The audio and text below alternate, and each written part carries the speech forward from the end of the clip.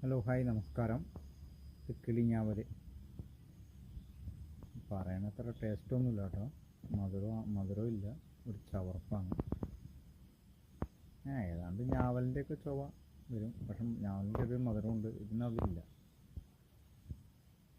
വലിയ കുരു, ചെറിയ ഫ്ലഷ്, കുരുമുളകിൻ്റെ അത്രയുള്ള കുരുവാണ് അതിനകത്തുള്ളത്. ഭയങ്കര വിലയൊക്കെ ഉണ്ട് തൈക്ക്. എനിക്കിത് അത്ര സുഖമായിട്ടൊന്നും തോന്നുന്നില്ല.